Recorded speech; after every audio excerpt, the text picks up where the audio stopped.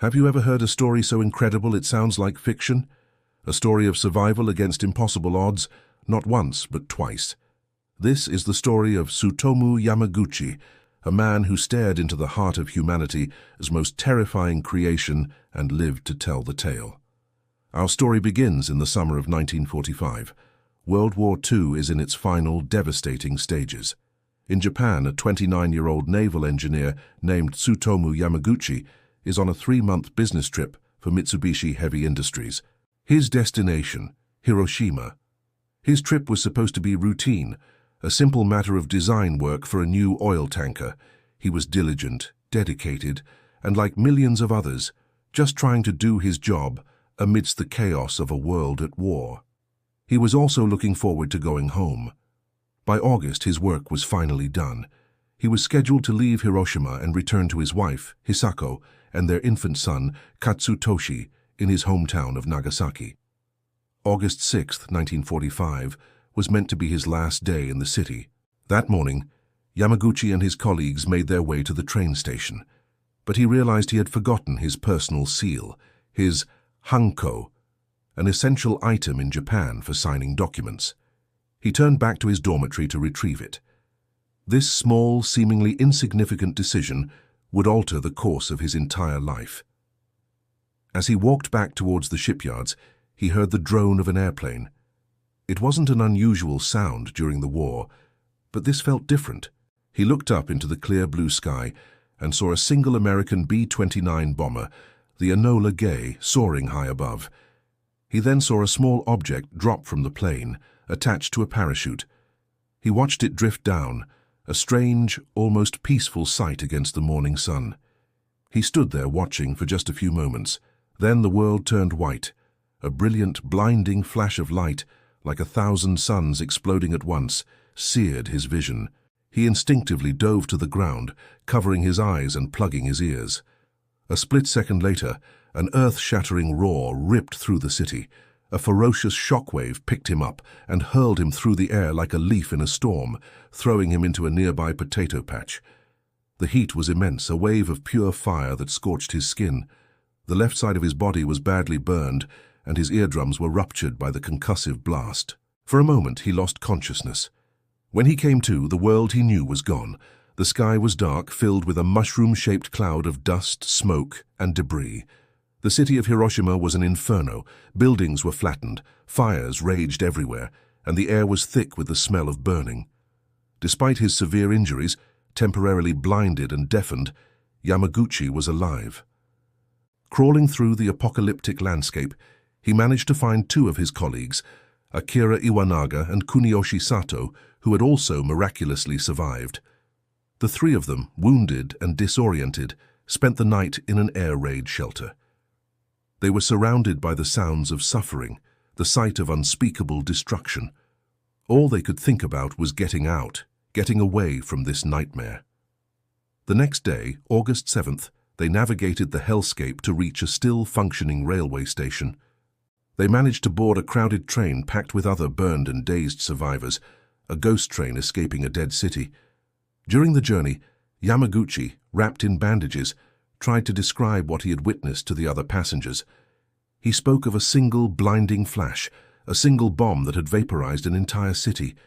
No one believed him. It was incomprehensible. Such a weapon, they said, couldn't possibly exist. On August 8th, the train pulled into Nagasaki. Yamaguchi limped home. His own family was so shocked by his appearance, his blackened skin and bandages, that they barely recognized him. He received some treatment at a local hospital for his severe burns, but he was a dedicated employee. The very next day, August 9th, despite his injuries, he reported to his office at Mitsubishi's headquarters to give his boss a full account of the disaster in Hiroshima. He was in the middle of his report, explaining the unbelievable power of the bomb to a skeptical supervisor. He described the blinding flash, the deafening sound, the shockwave, and as he spoke those words, the room was suddenly filled with an eerily familiar, blinding white light. Déjà vu on a terrifying scale. It was the second atomic bomb, the Fat Man. This time, Yamaguchi was only about 3 kilometers from ground zero, the same distance as he had been in Hiroshima. The blast wave shattered the office windows, and the force of the explosion ripped through the building, tearing his bandages from his already burned body. He was thrown to the floor once again, but miraculously, the reinforced concrete of the Mitsubishi building shielded him from the worst of the immediate blast. He had survived. He had stared into the heart of a nuclear explosion for the second time in 3 days, and had lived. His first thought was for his family. He scrambled from the rubble of his office and rushed home, fearing the absolute worst. He ran through another city reduced to smoldering ruins, but in what can only be described as a miracle, he found his wife and son alive and with only minor injuries. At the moment the bomb fell, Hisako had been out looking for burn ointment for her husband. When she heard the bomber, she and their son took cover in a tunnel which protected them from the blast. In the weeks that followed, Yamaguchi's ordeal was far from over.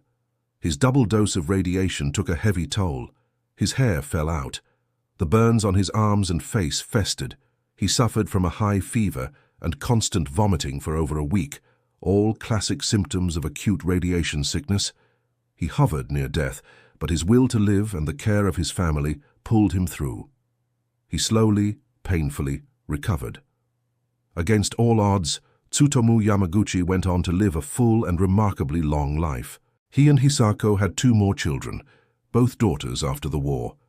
He worked as a translator for the Allied occupation forces, then as a school teacher, before eventually returning to his career as an engineer at Mitsubishi. For most of his life, he rarely spoke of his experience. It was a private burden, a memory too horrific to share. But as he grew older and saw the world teetering on the edge of nuclear proliferation, he felt a duty to speak out. He became a vocal advocate for nuclear disarmament. He wrote books and poems and participated in documentaries, sharing his unique testimony.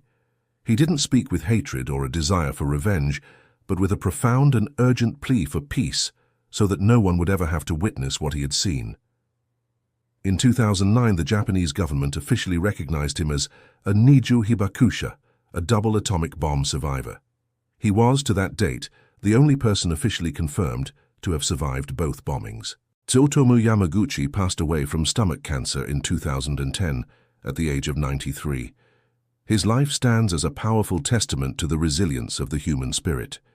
He endured the unendurable and turned his immense personal trauma into a lifelong mission for peace. He once said, "My double radiation exposure is now an official record. It can tell the younger generation the horrifying history of the atomic bombings even after I die." His story is not just one of survival. It is a solemn reminder of the catastrophic consequences of nuclear weapons and a powerful call to ensure that such horrors are never repeated. Thank you for watching. If you found this story as moving as we did, please like this video, subscribe to our channel, and share it so that the legacy of Tsutomu Yamaguchi continues to inspire peace.